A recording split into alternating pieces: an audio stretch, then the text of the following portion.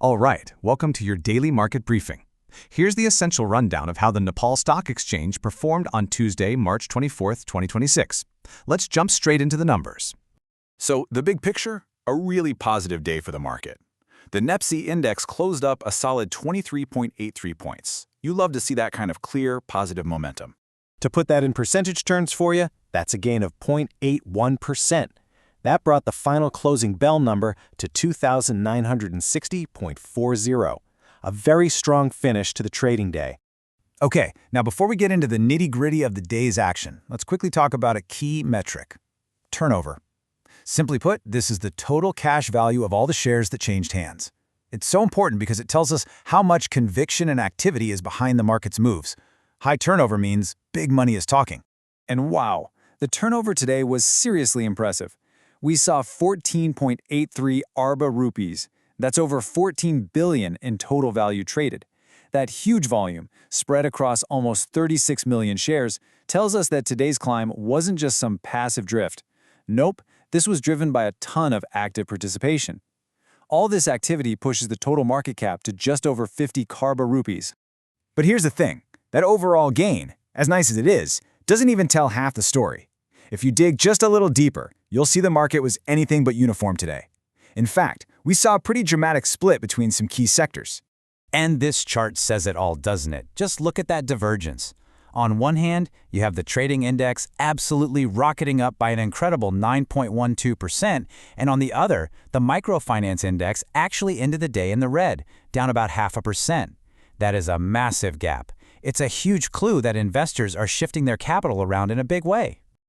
So yeah, this sharp split is really the headline today. The trading index was the undisputed champion, no question. But the pressure on the microfinance sector is just as telling. This wasn't just a simple everything's up kind of day.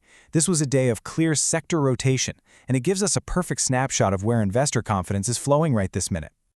All right, so we've seen the sectors. Now let's zoom in even further and see which individual companies were really making waves and driving all this activity. In terms of pure investor attention, one name was on everybody's lips today. RADHI Company, you'll know it as RADHI, was the stock that absolutely dominated the day's conversation and, more importantly, the day's trading. And you can see exactly why right here. RADHI had the highest turnover of any stock on the exchange, with a whopping 67.43 crore rupees. That's over 670 million in shares changing hands.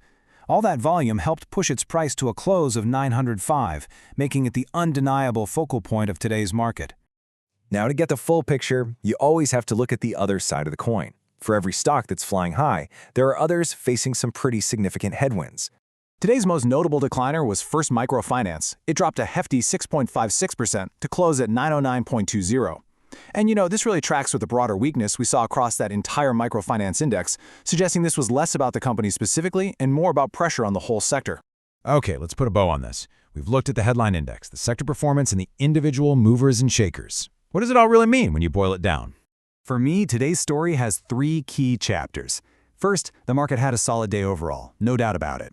Second, that move was backed by impressively high turnover, which gives it credibility. And third, and maybe most importantly, that huge gap between the trading and microfinance sectors shows this is a very selective market right now.